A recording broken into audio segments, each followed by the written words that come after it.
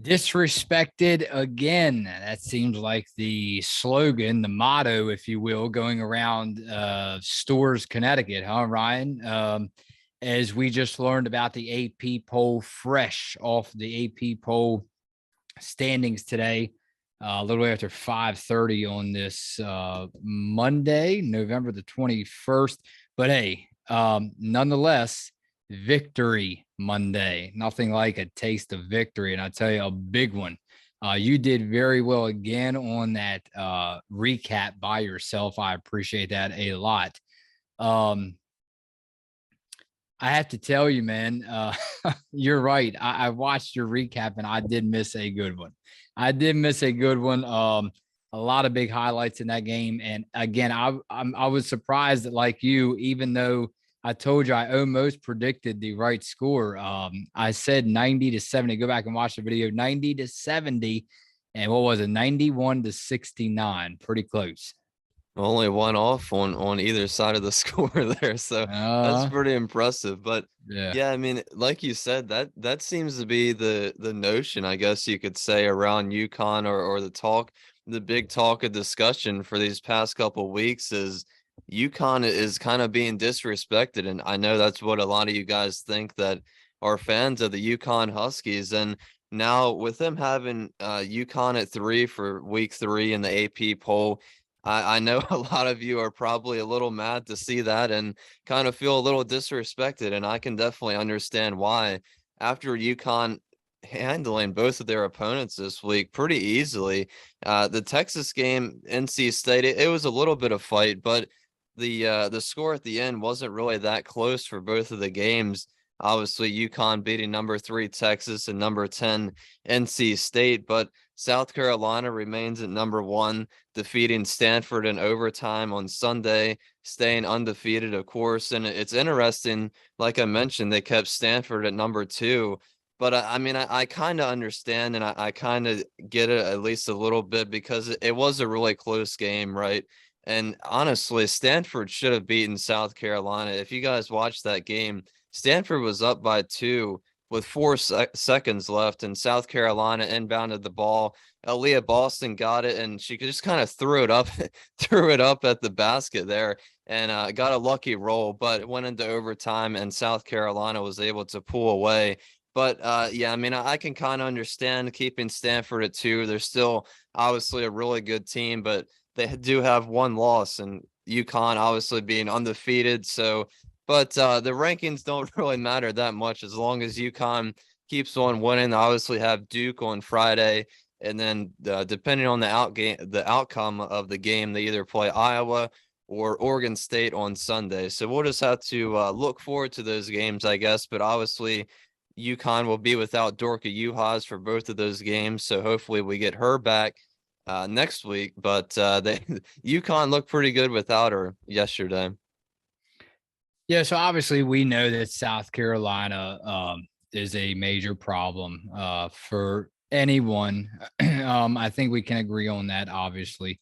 Yeah, but I'm a little bit not confused, but I told you, and again, I feel like you thought that you even told me before it was released that you thought that UConn would land at number 2. Not Yeah. saying again, let's just say very quickly, Ryan, not saying that uh, according to you, it doesn't really matter, and I'm going to say the same thing. But again, it's important to talk about this, right?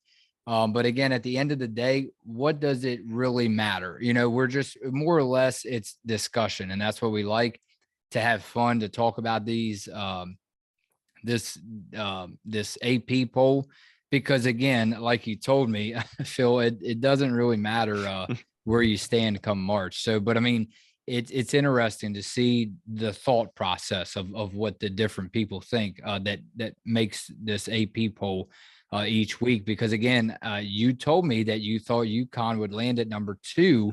But again, I mean, I kind of, if you're going off a record, I mean, I can kind of see why Stanford um, stayed at number 2, and they were number 2 before, correct? Yeah, they were. Yeah. Okay, so I can kind of see why. I mean, when you factor in the record 5-1, I get it, 1 loss, but 5 wins, Ryan, and they are a powerhouse team, nonetheless. So Yeah, you're right. It's going to be interesting down the stretch. But again, we're looking at a Southeastern team as number one, a Pacific 12 team as number two, and a Big East team for number three. So, I mean, it's definitely, and then of course number 4 and 5, a Big Ten team and a Big 12 team. So, and then at number 6, a Big Ten team, and that's Indiana at 5-0. So 4 and 6 are both Big Ten. So I think it's kind of interesting too, as far as the conferences of Southeastern, Pacific 12, and Big East 1, 2, and 3.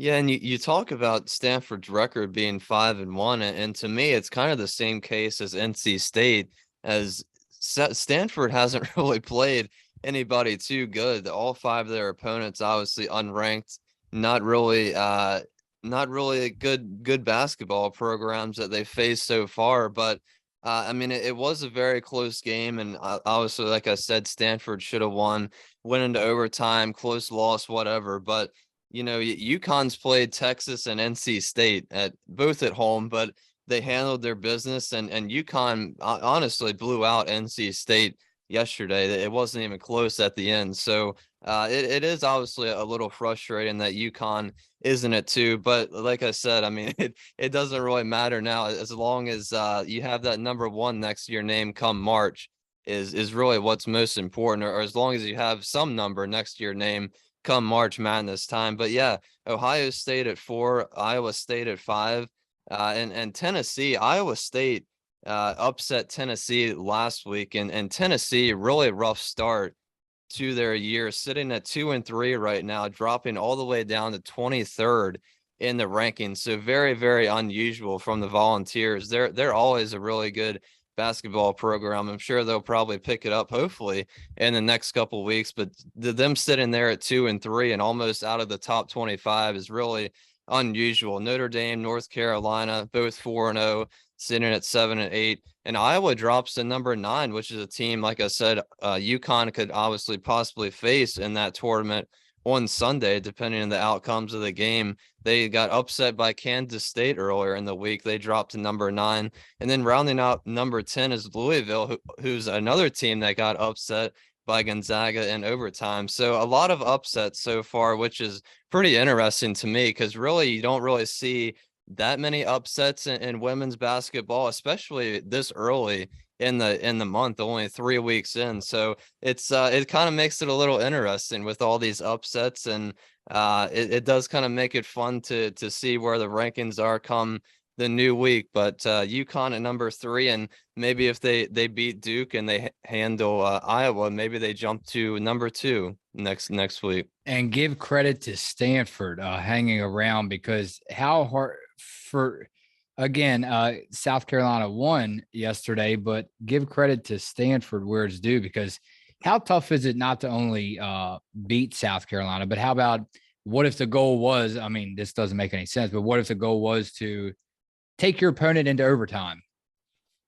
Okay, well, that's a pretty tough task when you're facing South Carolina. Okay, so give Stanford credit, obviously, for hanging around with South Carolina, and you're right. I mean, Stanford, they're hanging their heads today, because they could have really won that game, Ryan. But not only that, we talk so much about Aaliyah Boston, which it's nice, in a way. I'm sure people don't want to hear it on this podcast, but how about Cameron Brink? I mean, my gosh, 25 points yesterday. I mean, that's Aaliyah Boston again. She had 14, but when you talk about showing up in a big time game, Cameron Brink may be, when we reach the finish line, she may be in company with, I can't believe I'm saying this again, AZ Fudd, Cameron Brink, AZ Fudd, Aaliyah Boston. Not saying she's going to cool off, but hey, I mean, just think, I think some UConn fans would smile at discussions about being the top player, AZ Fudd versus Cameron Brink. They probably wouldn't smile so much if you're saying AZ Fudd versus Aaliyah Boston. Nah. No. Well, I mean, I know a lot of people are certainly tired of hearing Aaliyah Boston's name, but without a doubt, I mean, in my opinion, she's probably still the best player that is in They're all great. college They're all basketball great. Why don't right we just say right that so now. we don't hurt So anybody's feelings now? They're all great. All right. yeah, and certainly if Aaliyah Boston does, which I would assume she would enter the draft this year. She's a senior, so I guess she has to enter the draft this year. I'll expect her to go number one, obviously. So Yeah. South Carolina, I mean, looking to go back to back, and she can finish her career off with back to back NCAA championships. That would be pretty impressive. But UConn's gonna have something to say about that, hopefully, at the end of the season. But Stanford too, Haley Jones, Cameron Brink coming back this season for their team is going to be a huge help to that Stanford team, because they did lose a couple players, I believe, but getting Haley Jones and Cameron Brink back for one more year, I think Stanford's probably going to be a team along with South Carolina, obviously. That's I believe they're going to be there deep in March, but a long way to go before that happens. But UConn at 3, AP poll week 3, and hopefully they can get to 2 maybe next week. Okay, here we go. So I'm reading over the comments. Ryan, you turned into a star yesterday, and you're a star every day, by the way, if you didn't know that. All right. They absolutely loved you coming through on that game recap. And you obviously did not disappoint. And again, for sure, the UConn Huskies did not disappoint. Let's get down into the comments before we head out for tonight and get set for the last check-in for this weekend's matchup. And you told me it is Duke Against Duke, yeah. against Duke. But before that, again, let's get into some comments. Let's start off with Rachel Fight. Hello, Rachel. Thanks for coming through. Even though Dorka went down, we still had enough contributions from everyone else that the game was basically in UConn's control the entire time. Also loved the moment that Nika took the assist record, and they showed Paige celebrating with her as she came out of the game. You can tell that they are super close. And that's the special moment I was talking about, and that's when I realized that they have such a special bond.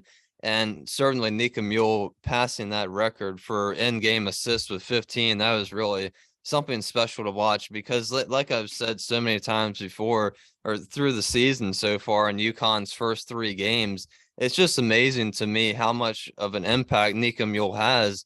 And she doesn't score a lot of points, and because she doesn't have to, she doesn't take a lot of shots, but she did hit a 3 in that game, which was nice later in there in the fourth quarter. But her main role is to really control the ball for UConn, take it up the court, and make sure she puts her teammates in good positions where they can make the best shot, take the best shot offensively, run the offense, and get the ball to the best players like AZ Fudd. And that, I think that's Nika Mule's a huge contribution to why AZ Fudd is scoring a lot of points. Obviously, AZ has to make the shot, but Nika Mule a lot of times is the one setting AZ up and making those great passes.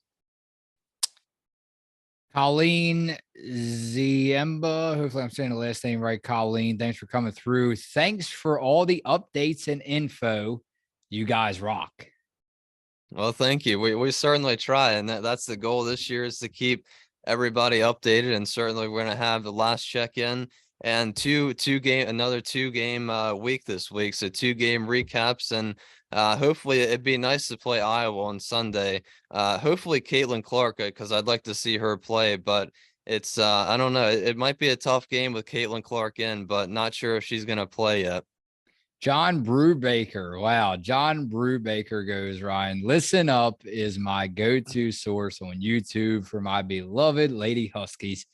You two are phenomenal in talking about the issues that UConn Lady Husky fanatics like my wife and me are interested in.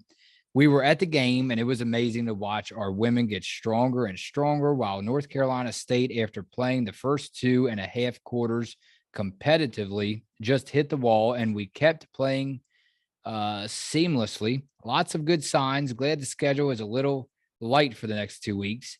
For me, question going forward is what kind of healing contribution we get from Dorka and Caroline. Well, hello to John Brubaker and his wife, Ryan, and spread the word about Listen Up. Yeah, we certainly appreciate you watching. But yeah, I mean, the schedule is kind of light. and with Providence, I think next week, and they start playing in conference Big East schedule there. But going on the road against Duke shouldn't really be a tough challenge. But if UConn plays Iowa obviously has a really great offense. But like I just mentioned, not sure if Caitlin Clark is going to be able to play or not. I guess we'll get more news as the week rolls on. But as for Caroline, I'm not really sure because she didn't really see a lot of minutes, I don't think, in that game against NC State. So it's kind of interesting to see going forward. Obviously, she might not be 100% healthy, but she certainly looks pretty good when she's out there on the court. But with Caroline coming back these past two games, not really a ton of impact she's had on the game, making a couple of shots, but just not seeing the same minutes as last year. But I mean, obviously, UConn has Blue Lopez this year, so that definitely has some impact on Caroline's minutes so far. Jason D'Amico brings a good point up. Okay, I've been able to watch bits and pieces of the game. I have to agree with Grobel's comment below. What happens when AZ has an off night? Okay, Ryan, listen carefully. This is a good point. If she doesn't have a 32-point game, do the Huskies still win? Will AZ have the presence of mind to know she is not having a good shooting night and use her weight on the floor to facilitate and spread it around? I don't know. We shall see. Good video, Ryan. Peace. Yeah, I mean, it's certainly a good point because obviously I think we all know that it's going to be pretty amazing if AZ Fudd can score about 30 points every game, but I just don't think that's possible for her to keep this pace up for every single game this season. So it's going to be interesting to see which players can step up when AZ Fudd is having that off night. But I think that's why, UConn's so lucky this year because even with the injuries so far that UConn's had to deal with, I think it's really been a team effort, and especially from the defensive side of things. But I think Lou Lopez is a player that can step up, certainly. And she didn't get going really until the fourth quarter, and AZ really scored the bulk of her points there in the first half, cooled off a lot in the second half, and we saw Lou Lopez, I forget, she scored about 12 or 14 points there in the third quarter, and all of her points obviously coming in the second half. So I think Lou Lopez is definitely a player that's going to step up in terms of the offensive side of things when AZ Fudd does have the off night, and as well as Albert Griffin. She did a tremendous job yesterday going into the starting lineup for the injured Dorka Juhas, providing defense and also providing offense. And like I said earlier, she can shoot threes now, which is another incredible asset that she's added to her game. Alan Lee goes, it's funny how reporters and announcers keep talking about UConn's crazy schedule like it's so impossible. Not for this crew. These young women led by Nika are special. They take it one game at a time and they ram it down their opponents' throats. When March rolls around and they have only one or two losses or none, emoji with sunglasses, Ryan, just so you're aware, it won't look so crazy. Yeah, and I do think I remember the announcers bringing the schedule up again for UConn yesterday, and I think It's they did just say so scary, right? It's just so crazy. Like every team is like number one South Carolina. Every team that we face this year is like number one South Carolina, Ryan. And yeah, the impossible schedule, the impossible schedule. But yeah, it's kind of it's gonna get a little easier this upcoming week. But going to Notre or is it? Dame, Or is it? well, that's the Yeah, thing. I'm just saying. Or well, I don't know. I don't Well, I know. mean, we assume it's going to get easier, but I mean, that's the point that you just never know, and Yeah. that's Yeah. why. I mean, obviously, Gino is such a great coach, and I think all the players at UConn understand take it one game at a time. That's why they continue to practice hard throughout the whole entire season and just take it one game at a time because that's really all you need to do. Just go 1-0 each night that you play, and really you don't have a problem then. But the next game I think I'm concerned about is going to Notre Dame. I think that's going to be their next tough game. But other than that, I mean, UConn they handled their business this week, beating Texas and NC State, and proved to everybody out there. And like I said yesterday, proved all the doubters wrong yet again. And UConn's going to continue to have doubters, I think, just because of how many injuries they have and the impossible Yeah. schedule that they have. But we'll just see. And like we said, just take it one game at a time. Yeah. And especially just by the way, a word I'm looking for. So tired here, Ryan. Excuse me. A little comment for you, just a hint, just to give you a little hint. Always come to me for last check-ins when it comes time to predicting the score. If you didn't learn that by now. Yeah, I Anyway, mean, I'll have to follow in your footsteps on that one. back down to the I won't blame you for copying, so-called copying off of me. If you want to predict the same score every time, go ahead until I'm way off track. How about Sharon goes, thanks for coming through, Sharon Keall. There is probably something else going on with Amari that we don't know about. Well, the reason I read that comment, Ryan, I'm sure you can be first witness to this. I think that there's a lot of stuff when it comes down to just life in general. There's some people watching this. There's stuff that they don't know about me. There's some stuff, for crying out loud. There's some stuff that I don't know about you. Okay, and we're cousins. If anyone has not known this by now, so I think that there's some stuff that I don't know about you. But guess what? That's okay, because that's life. Okay, people don't want to admit that, but I'm not afraid to admit that, and I'm sure you're not either. We speak the truth, right?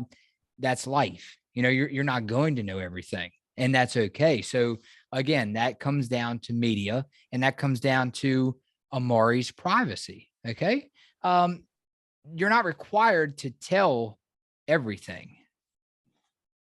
Yeah, and that's a very good point. And I think, we had that episode on Amari and tried to just have the discussion because it obviously was a hot topic of debate to try to talk about it and discuss.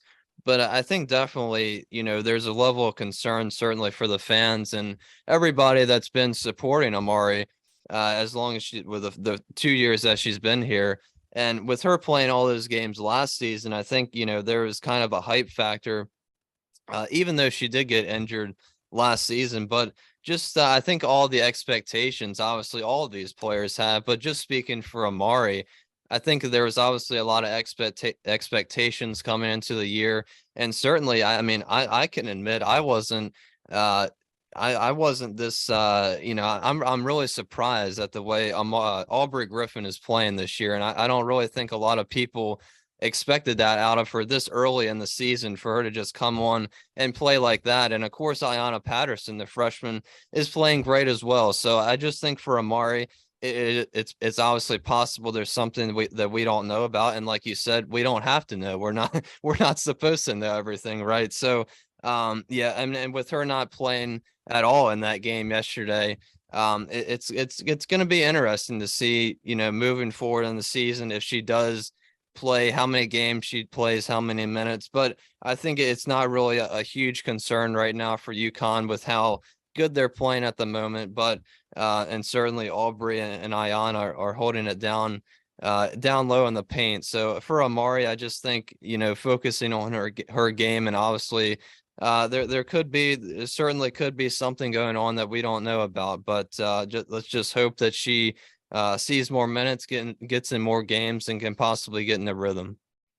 Being real, here we go again. Gary Roundtree, being real, I love it. Excuse me, not doesn't say I love it. Being real, let me start that over. Being real, I know it's a lot of comments here from different people out there. I am a UConn fan for years, love them girls. I respect and love Griffin her game. She still needs to work on her jump shot. Right. Aaliyah Edwards playing well. I hope she doesn't go down and Dorka is out for the next 3 games. I live in Atlanta and seen DeBerry play, big 6'5" forward, not that bad of a player against Georgia Tech. But I love to know what's going on with her and Coach Gino. Something is wrong. So there we go again, the concern. But again, that goes back to what I just said, Ryan, not even 5 minutes ago. sometimes you're not going to find out everything in life, and that's a-okay. You got to live with it. And we probably won't find out, and we Mhm. haven't, you don't really find out about any of the players that enter the transfer portal that come to UConn. It just doesn't work out for everybody, and that's just the reality that we have to deal with, that every single freshman or player Mhm. that comes to UConn, it's just not going to work out for everybody, and that's okay, right? That's why UConn continues to bring other players in that can contribute to the team. And there's nothing wrong with players entering the transfer portal or coming to UConn for only half the year and realizing that UConn is just not the place for them, or it's just not going to work out, and bringing their talents to a new team. Let me ask you this very quickly before we leave it off right there. If you guys want to see more comments, you can go into the video and then comment and make a discussion out of it, because just like me, Ryan, I love to read them off, and you like to look at the discussions as well, and it helps us, you and I, get ready for videos in the future. Yeah, I mean, I get it with paying your money to get into the games or this or that. Being a diehard fan, I get all that. I mean, let me ask you this though: in all reality, what's it really matter? What's it really matter as far as that topic? If the team continues to win, um, what does it, as long as everything is okay, if you know what I mean, as far as everything legal, nothing going on fishy behind the scenes. What does it what does it matter as far, and talk about legal as far as don't deflate any basketballs now. All right, we don't want to get no, I'm just kidding. What you remember about the deflating footballs and stuff. We won't go there. But no, no, in all reality, what does it really matter as long as the team continues to win? Because I go hard on these kind of discussions when it comes to fans, man. I mean, if you're not paying, you're not so-called paying to get into the stadium to find out why Amari DeBerry is not playing, are you? You're paying to see wins. Right.